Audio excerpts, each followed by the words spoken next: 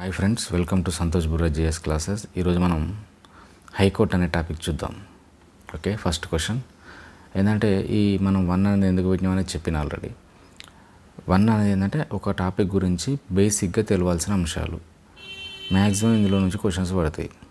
దీని తర్వాత 2, 3లో మనం ఇంకొంచెం డెప్త్గా అనలాటికల్గా చూస్తాం. ఈ 1 అనేది ఖచ్చితంగా మీకు తెలిసి ఉండాలి. అది కూడా మీకు మ్యాక్సిమం 10 క్వశ్చన్స్లోనే కవర్ చేస్తున్నా. సో వీటిని మీరు యూటిలైజ్ చేసుకోవాలి. అలాగే మన ఛానల్ని మీరు సపోర్ట్ చేయాలి.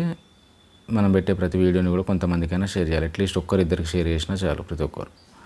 అది ఏంటంటే ఈ బేసిక్ అంశాలు తెలిసినప్పుడు ఏమైందంటే ఈజీగా వచ్చే మార్క్ అయితే మిస్ కావద్దు. ఫస్ట్ ఆఫ్ ఆల్ ఎగ్జామ్లో మనకు అందరూ కరెక్ట్గా ఆన్సర్ చేయాలి. అలాగే కొంతమంది ఆన్సర్ పెట్టండి కూడా మనం పెడితే అప్పుడు జాబ్ వస్తుంది. అర్థమైంది కదా? అందరూ చేసేది చేయాలి, ప్లస్ కొంతమంది చెయ్యనేది మనం చేయాలి, అప్పుడు జాబ్ వస్తుంది, అంతే. ఫస్ట్ క్వశ్చన్, తెలంగాణ హైకోర్టు మొదటి ప్రధాన న్యాయమూర్తి ఎవరు? చాలా ఇంపార్టెంట్ ఇది. మొదటి ప్రధాన న్యాయమూర్తి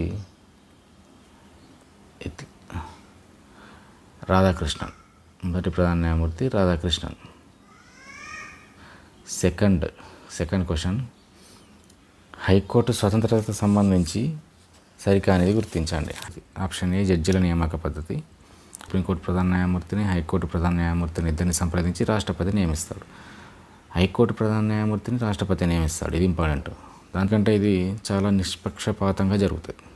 దాని తర్వాత పదవీకాల భద్రత ఉంటుంది వీళ్ళకు. ఎందుకంటే రాష్ట్రపతి నియమించిన మాత్రాన రాష్ట్రపతి నిర్ణయం మేరకు వీళ్ళు పదవిలో ఉండరు. పార్లమెంటు సిఫారసు మేరకు మాత్రమే వాళ్ళని తొలగించడం జరుగుతుంది. సో న్యాయమూర్తుల ప్రవర్తన చర్చింపరాదు. న్యాయమూర్తుల ప్రవర్తన అనేది వాళ్ళు తీసుకున్న డిసిషన్స్ కానీ ఇలాంటివి మనం పార్లమెంట్లో కానీ రాష్ట్ర శాసనసభలో కానీ ఎక్కడ కూడా చర్చించడానికి వీల్లేదు. అభిశంసన వేరు. హైకోర్టు పరిధి తగ్గించవచ్చు. ఎప్పుడు కూడా సుప్రీంకోర్టు పరిధైనా హైకోర్టు పరిధైనా సేమ్. దాన్ని తగ్గించడం అనేది వీలు కాదు. పెంచాలనుకుంటే పెంచవచ్చు, పార్లమెంటుకు హక్కు ఉంది. సో ఆప్షన్ మనది లాస్ట్ ఆప్షన్ అనేది రాంగ్. అందులో ఉన్న వాటిలో హైకోర్టు న్యాయమూర్తి రాజీనామాను ఎవరికి సమర్పించాలి? హైకోర్టు న్యాయమూర్తి రాజీనామాను రాష్ట్రపతికి సమర్పించాల్సి ఉంటుంది. నియమించేది అతడే. భారతదేశంలో మొట్టమొదటి హైకోర్టు 1862లో ఏర్పడింది. 1862లో ఏర్పడినప్పుడు 1862లో మొదటగా కలకత్తా ఏర్పడుతుంది, తర్వాత బొంబాయి, మద్రాస్. సో ఈ కోర్టులు అనేవి ఏర్పడడం జరిగింది. ఇది కరెక్ట్ స్టేట్మెంట్ అయిపోయింది. తర్వాత ఇది 4వ హైకోర్టు అలహాబాద్ హైకోర్టుకు ట్రాన్స్ఫర్ చేయడం జరిగింది. సో ఈ అలహాబాద్ హైకోర్టు అక్కడున్న బార్ అసోసియేషన్ ఇదేమైనా చెత్తబుట్ట అనుకుంటున్నారా ఇక్కడికి పంపిదని కామెంట్ చేయడం. సో ఈ ఢిల్లీ జడ్జి పైన అందరూ సోషల్ మీడియాలో కూడా వ్యతిరేకంగా కామెంట్లు చేయడం. ఎందుకంటే జడ్జిలు అంటేనే వాళ్ళు న్యాయం చెప్పేవాళ్ళు కదా. సో అలాంటి వ్యతిరేకత అనేది స్టార్ట్ అయింది. సో రీసెంట్గా న్యూస్లో ఉంది అలహాబాద్ హైకోర్టు. ఇప్పుడు కూడా న్యూస్లో ఉంటుంది, ఎందుకంటే one of the controversial court. అది కూడా డిఫరెంట్ జడ్జిమెంట్స్ ఇస్తుంది. సో నెక్స్ట్, ఈ క్రింది వాటిలో ఒక కోర్టు 2013లో ఏర్పాటు చేయబడలేదు. అక్కడ మనకు సింపుల్గా గుర్తుపెట్టుకోండి, మణిపూర్, త్రిపుర, మేఘాలయ ఈ 3 ఏర్పాటు చేయబడ్డాయి. సిక్కిం కాదు. మణిపూర్ అనేది చాలా ఇంపార్టెంట్. మన మార్క్ టెస్ట్లో కూడా దానికి సంబంధించిన క్వశ్చన్ అనేది ఇవ్వడం జరిగింది. హైకోర్టుకు సంబంధించి సరైనది ఏది? సైనిక న్యాయస్థానాలు లేదా ట్రిబ్యునల్లు మినహా దాని ప్రాదేశిక అధికార పరిధిలోని అన్ని కోర్టులు మరియు ట్రిబ్యునల్లపై ఉన్నత న్యాయస్థానం పర్యవేక్షణ అధికారాన్ని కలిగి ఉంటుంది.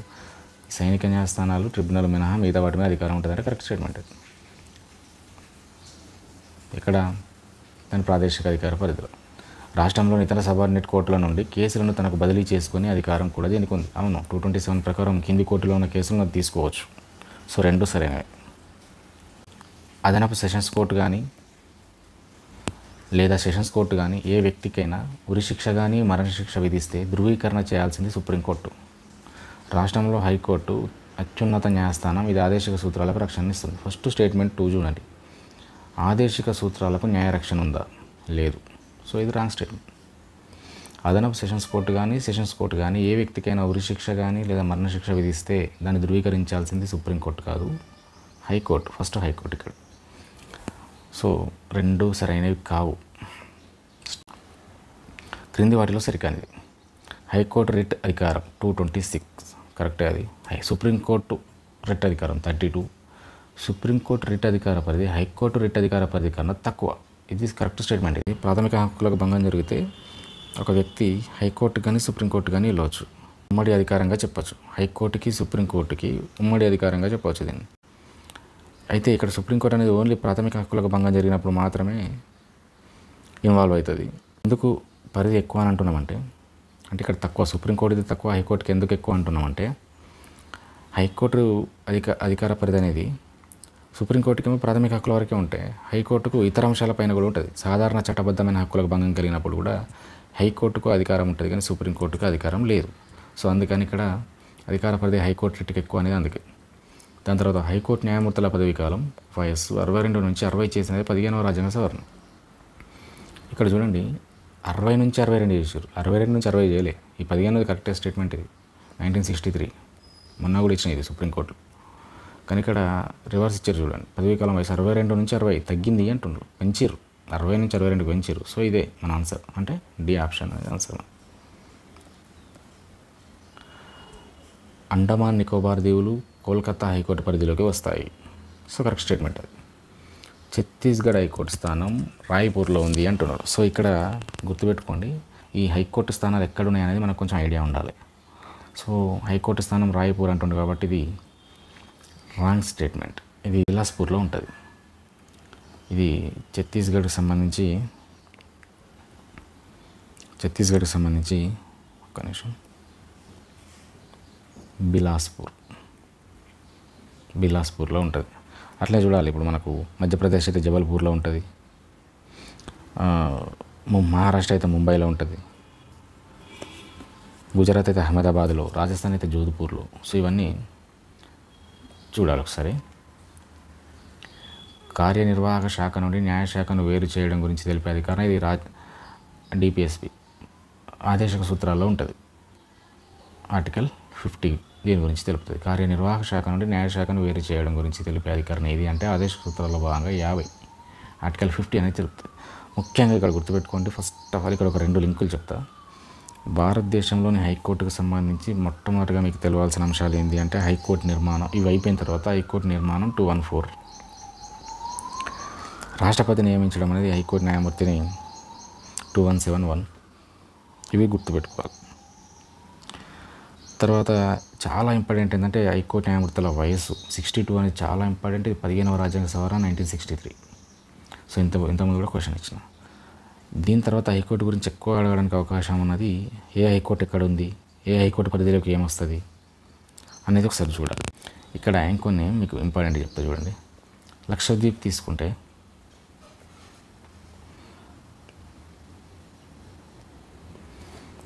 లక్షద్వీప్ ఇది ఎర్నాకుళం, ఎందుకంటే కేరళ హైకోర్టు స్థానం ఎర్నాకుళం. సో లక్షద్వీప్ కూడా ఎర్నాకుళం కిందికి వస్తుంది.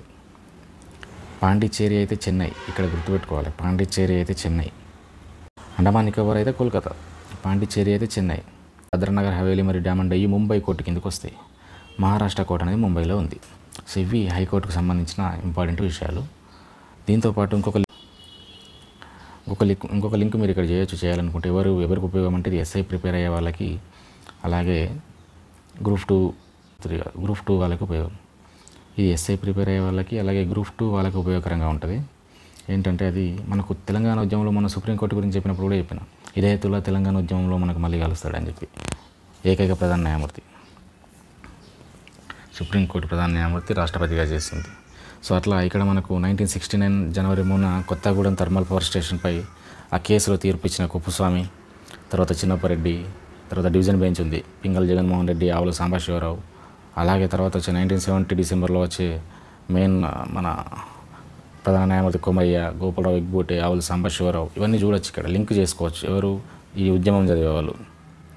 తర్వాత 1972లో ఓబెల్ రెడ్డి, 5 న్యాయమూర్తుల ధర్మాసనం అది, అందులో నలుగురు ఒక రకంగా తీర్పిచ్చి ములికి నిబంధనలు వర్తించవు అంటే వర్తిస్తావు అన్నది కొండ మాధవరెడ్డి. సో ఇదంతా ఒకసారి చూడొచ్చు. ఇక్కడ మీకు ఒక ప్రశ్న, ఇది మన పీసీ వాళ్ళకు కూడా ఇంపార్టెంటే. పెద్ద మనుషుల ఒప్పందంలో భాగంగా 14 అంశాలకు మనం ఒప్పందం చేసుకున్న తర్వాత ఒక 2 అంశాలపై మనకు విభేదాలు వచ్చినాయి. ఒక 2 అంశాలపై అంటే ఒక డిసిషన్కి రాలేకపోయారు.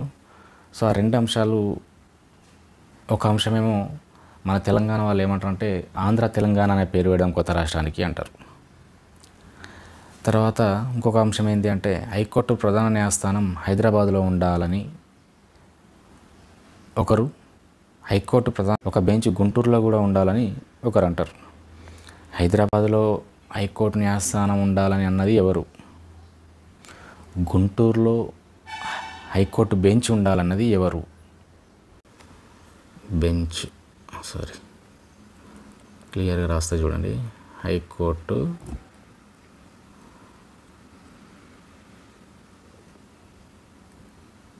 బెంచ్ గుంటూరులో ఉండాలన్నది ఎవరు? అనేది క్వశ్చన్. మీరు ఇక్కడ కామెంట్లో ఆప్షన్ ఏనా బీనా అనేది పెట్టండి అంతే. చూడండి, ఏ ఆంధ్ర ప్రతినిధులు,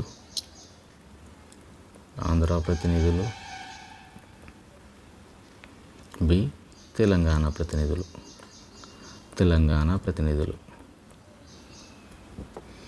ఇక్కడ మీరు ఏం చేయాలంటే హైకోర్టు బెంచ్ ఎప్పుడు ఇది పెద్ద మనుషుల ఒప్పందంలో భాగంగా, జెంటిల్మెన్ అగ్రిమెంట్, పెద్ద మనుషుల ఒప్పందంలో భాగంగా హైకోర్టు బెంచ్ గుంటూరులో ఉండాలన్నది ఎవరు? ఆంధ్ర ప్రతినిధులు option A, option B Telangana ప్రతినిధులు. మీరు ఏనా బీనా కామెంట్ చేయండి ఫ్రెండ్స్. ఓకే.